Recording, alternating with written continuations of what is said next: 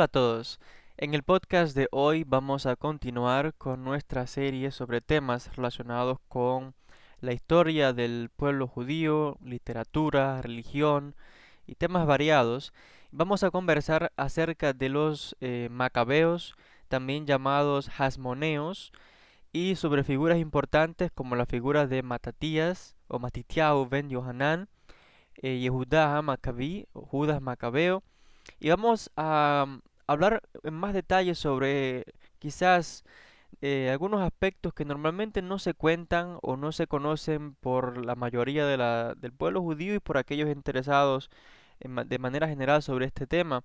Porque normalmente cuando se habla de los macabeos inmediatamente se les asocia con la festividad de Hanukkah, siempre se cuenta del milagro de esa vela que ardió por 8 días hasta que se volviese a, en este caso, preparar el aceite para, en este caso, encender el candelabro, todo este momento de la erradicación del templo, y de ahí que tenemos de la famosa guerra de los macabeos contra el poder de los griegos. Tenemos la famosa festividad de Hanukkah y otra vez, pero en la festividad de Hanukkah siempre solamente se resalta el hecho del milagro y sí se habla de los macabeos, pero ni se conocen en realidad detalles específicos o se cuenta de lo que realmente ocurrió más allá de la victoria inicial de los macabeos. Les voy a contar en este podcast algunos detalles muy interesantes que probablemente no habrán escuchado anteriormente y que les va a sorprender precisamente los hechos tal y como ocurrieron y por qué se decidió en el pueblo judío y hasta este día solamente poner énfasis en la historia del milagro y no en la historia en sí como tal. Primeramente, recordemos que en el podcast anterior estuvimos conversando sobre la figura de Antíocos IV Epifanes, rey de Siria y del imperio seleucida, gobernando entre el año 175 y el 163 antes de nuestra era. Recordar que él precisamente gobernaba este imperio seleucida, un imperio helenista que se había formado como parte de aquellas victorias de Alejandro Magno, este gran conquistador griego. Por tanto, para este tiempo, Jerusalén y Judea en general estaba bajo el control del imperio seleucida y de este Antíoco Epifanes, rey de Siria. ¿Qué sucedía? Que estuvimos conversando anteriormente de cómo llegó un momento en que este Antíoco Epifanes ya hace algo que realmente colma la paciencia de los judíos y es cuando desacra el templo, profana el templo y comienza allí a hacer sacrificios de cerdos en el altar y pone una estatua de Zeus y quiere ahora que los judíos hagan lo mismo, que ofrezcan sacrificios a los dioses griegos y que continúen con aquella locura. Por tanto, acontece algo significativo. Hacia el año 167 antes de nuestra era, cuando estos griegos van de pueblo en pueblo, de aldea en aldea, para que los judíos hagan esta serie de sacrificios, llegan al pueblo de Modín, unas 17 millas al noroeste de Jerusalén, y allí este Antíocos ha enviado unos soldados para que los líderes judíos locales ofrezcan sacrificios de cerdos. Y sucede que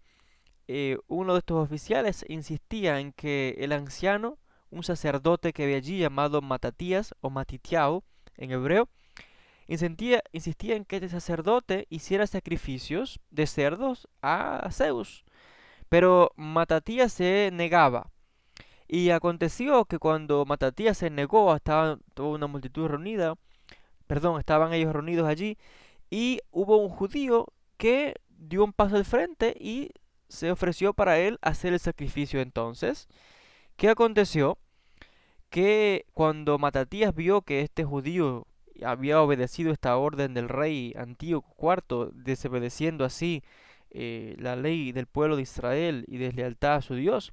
Matatías tomó la espada del soldado y con la espada mató al soldado y mató al judío también que se había ofrecido en este caso para hacer este sacrificio sobre este altar. Inmediatamente de esto salió y se volteó hacia la muchedumbre y gritando hacia la muchedumbre exclamó: síganme todos ustedes que son celosos por la ley y que se esfuerzan por mantener el pacto. Cuenta el relato, que lo tenemos registrado en el libro de Primero de los Macabeos, capítulo 2, que una gran multitud de judíos se le unieron y comenzaron allí una revuelta que se ha conocido como la revuelta de los Macabeos. En un momento Matatías comenzó una serie de guerras de guerrillas, ayudado por sus 5 hijos, contra estas tropas sirias. Sucede que, por supuesto, ellos no eran militares, están hablando de un sacerdote, de una familia de sacerdotes, con sus hijos también sacerdotes, y que ahora se han levantado en armas a defender su tierra contra el invasor griego y que ahora también les quiere imponer otra religión y cambiar sus costumbres, etcétera. De acuerdo a, al libro de los Macabeos se nos cuenta de que tuvieron que enfrentar diferentes situaciones. Una de ellas era en cuanto a luchar en sábado, porque estaban enfrentándose a algo ahora que no sabían cómo reaccionar. Había un grupo de estos judíos que estaba en todo este movimiento de guerrillas que opinaba que cuando en sábado no podían combatir, porque para ellos eso significaría, en este caso, violar el sábado. Aun si fuesen en defensa propia, no estaba permitido, no querían luchar en ese día. Y aconteció efectivamente de cuando las tropas sirias vinieron a atacarles, estos judíos, por mantener, eran tan devotos, por mantener la lealtad al Dios de Israel y en este caso a la observancia del sábado, decidieron no luchar y efectivamente fueron todos masacrados por los soldados sirios. En este caso, cuando digo sirios, estoy haciendo referencia sirios helenizados, o sea, con cultura griega, porque recordando que Antíocos era el gobernante del imperio seleucida, con capital en este caso principalmente rey de Siria. Hay que recordar entonces de que nos cuenta la historia de que cuando Matatías vio esto, es que estos mártires habían dado su vida por la observancia del sábado, él realmente de manera admirable, pero con razonamiento lógico, exclamó y se dirigió a sus tropas, los demás judíos, y les dijo: no podemos hacer lo que nuestros hermanos han hecho, porque si continuamos así, las tropas de estos griegos sirios nos van a eliminar completamente de la faz de la tierra. Por tanto, nos cuenta la fuente histórica de que decidieron que cada uno en el día del sábado iba a luchar y se iba a defender si eran atacados, y que no iban a hacer como los demás habían hecho. Y desde ese día, siempre en las fuentes judías históricas, hasta este mismo día presente, este ejemplo de Matatías y estos macabeos sirve como modelo para los soldados judíos en tiempo presente, cuando en el día de sábado están permitidos luchar y defenderse si son atacados. Y aquí esto también plantea otras interrogantes para los investigadores, porque cómo puede ser de que estos judíos se negasen a luchar en sábado, y cuando pensamos, por ejemplo, en valientes reyes o generales del pueblo judío, como por ejemplo el rey David, se nos habla de las muchísimas batallas que tuvo. La pregunta es, ¿acaso si los filisteos le atacaban en sábado, lo más lógico es que David también se haya defendido? Porque si no, no lo hubieran aniquilado mucho tiempo con antelación. Pero lo interesante es que si eso ocurrió así, David tuvo que haberse defendido, y lo mismo con los demás generales y soldados del pueblo de Israel de antigüedad. Por tanto, ¿cómo puede ser posible de que estos soldados de esta época, estamos hablando del año 167 aproximadamente, se habían negado a luchar en sábado? Es algo que también sigue despertando la curiosidad. Pero el hecho es que Matatías dijo: no, si nos atacan en sábado, nos defenderemos y vamos a luchar de vuelta. Y efectivamente, eh, comenzaron esta serie de rebelión y de campañas poco a poco por todo un año. Y cuenta el relato de que cuando Matatías muere, nombra a su tercer hijo, llamado Judá o Yehudá en hebreo, para que asuma en este caso, como líder del movimiento. Y este Judas o Yehudá es el que se le llama el apodo de Macabeo. ¿Por qué Macabeo? Porque él de hecho fue tan exitoso y tan agresivo en sus batallas contra estos griegos, que se le dio este apodo de Macabí o Macabeo en español, que significa el martillo, porque de manera realmente fuerte y continua martilló, por así decirlo, con realmente un brazo poderoso a las tropas enemigas de los griegos. Y de hecho,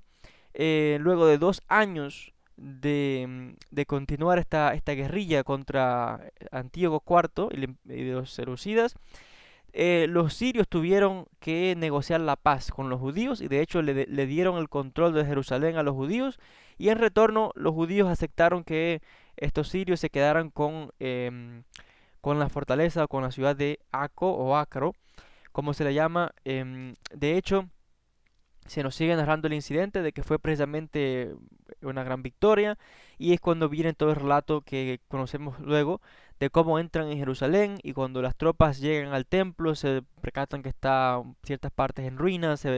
se rasgan las ropas y comienza una serie de ayunos y de duelo y empiezan a llorar hasta que después de estar varios días de duelo comienzan las reparaciones del templo y en diciembre del año 164 antes de nuestra era, el 25 de Kislev, de acuerdo al calendario judío, unos 3 años casi desde que estos griegos, sirios, habían comenzado a sacrificar cerdos en el templo, pues los judíos, ahora al frente por Judas Macabeo, comienzan a la rededicación del templo, o rededicación del templo como un sitio sagrado para la adoración, en este caso de acuerdo a la observancia de la ley judía.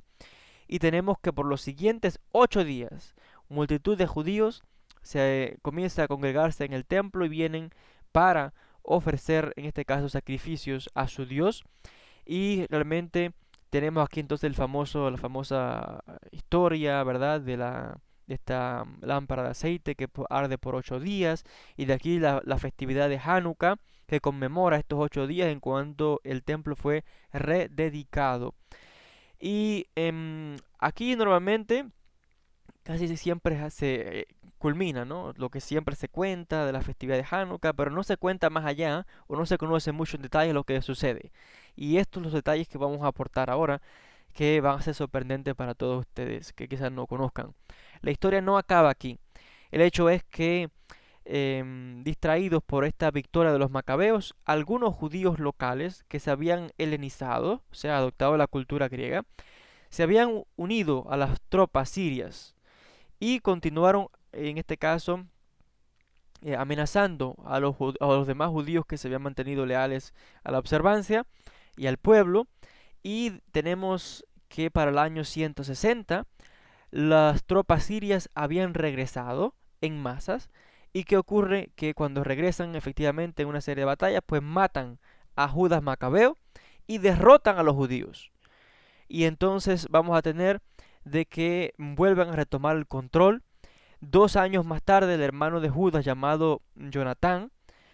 sale de una cueva donde estaba escondido en el desierto y comienza otra rebelión. Así que ahora Jonatán está al frente de estas tropas judías y luego de comenzar esta rebelión vuelve a ganar una victoria para el pueblo judío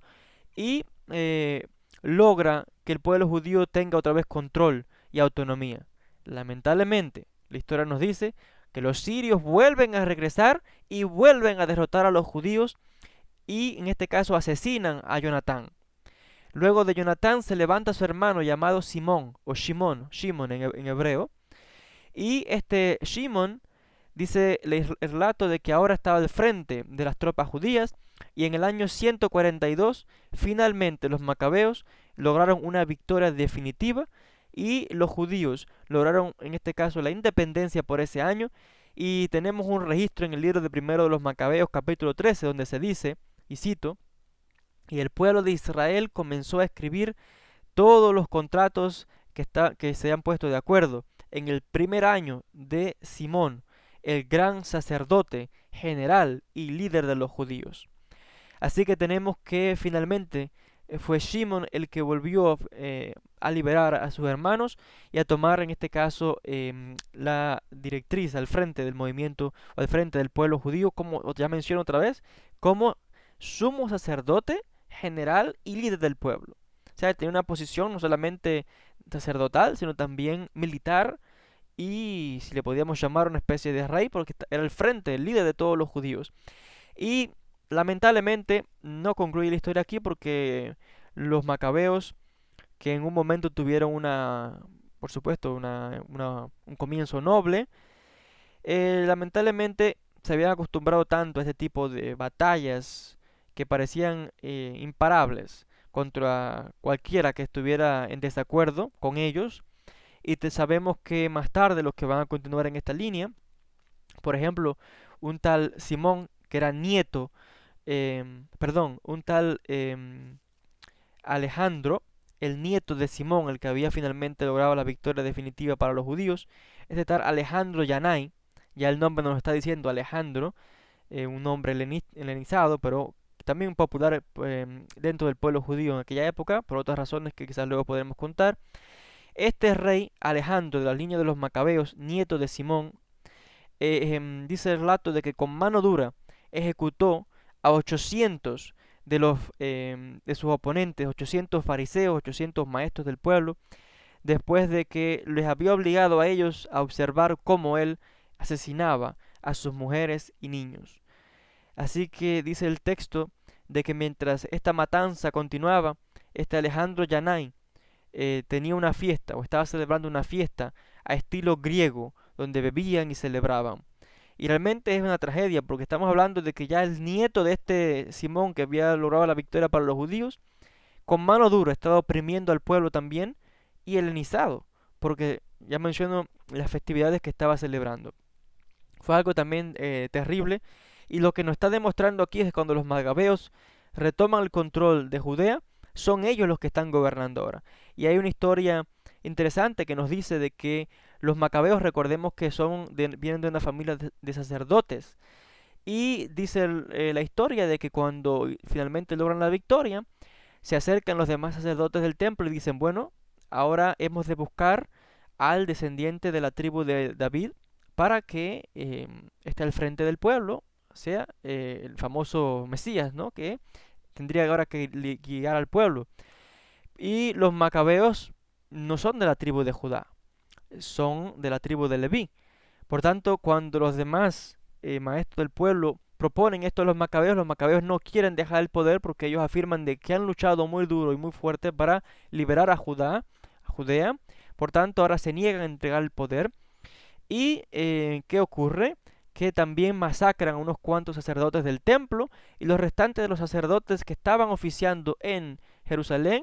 deciden marcharse porque ven la corrupción que hay en Jerusalén por parte de estos macabeos y la opresión que hay, y los sacerdotes del templo se marchan al desierto, se van a Qumran, y de ahí nacen los esenios. Y es la famosa teoría de que dicen que los esenios son los sacerdotes del templo de Jerusalén que se habían marchado por la corrupción que había en oposición a los macabeos que no querían entregar ahora el control. Así que los macabeos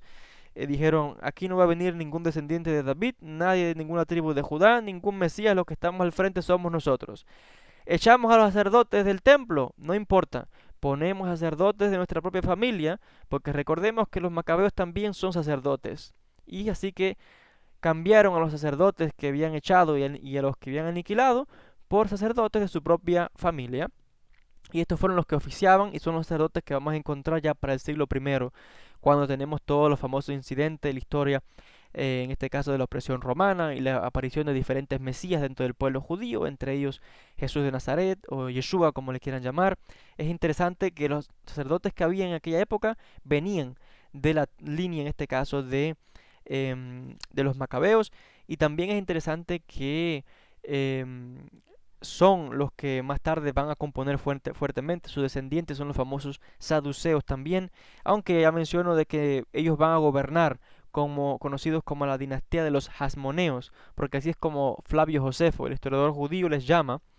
Así que el término macabeo y hasmoneo es un término que se intercambia. El término hasmoneo es porque Josefo les llama de esa manera. Entonces, estamos viendo de que religiosamente y moralmente hubo un declive, en este caso de la actitud de los macabeos, y es por ello de que fueron tan corruptos que el Talmud de hecho no los menciona mucho, sino que hay pocas menciones de ellos en el Talmud. Y ya les recuerdo que cuando se recuerda o se habla de la festividad de Hanukkah, siempre se habla más del milagro y de la historia de este hecho milagroso, de este aceite que ardió por 8 días, en vez de recordar, por ejemplo, a este grupo de soldados que en un comienzo, es cierto, valientemente defendieron al pueblo y echaron a los griegos, pero que más tarde sus descendientes se habían en este caso convertido en corruptos y estaban oprimiendo la nación. Por ello es que no se les menciona casi cuando se habla de Hanukkah, y cuando se les menciona otra vez no se cuenta toda la historia que le acabo de contar, sino que solamente se cuenta hasta un comienzo. Cuando logran la victoria, se rededica el templo al servicio, a la adoración de Dios, y se habla del milagro de la luz y Hanukkah. Más nada se cuenta, casi siempre no se conocen estos detalles. De hecho, las diferentes luchas internas que van a acontecer entre ellos por mantener el control, la persecución contra los rabinos, asesinatos, etcétera, y problemas entre ellos asesinándose unos a otros por el control, vamos a tener que va a causar que en el año 63, cuando dos de estos hermanos macabeos están luchando por el poder, los romanos vienen como mediadores, entre comillas, ocupan Jerusalén, y no solo eso, sino que ahora es una tragedia peor, porque se hacen con el control de toda Judea, y así es como lamentablemente, cuando en un comienzo los macabeos originales, los que habían liberado al pueblo del control extranjero, ahora sus descendientes que se habían hecho unos corruptos, pues habían, como dicen, casi que entregado a los judíos y a Judá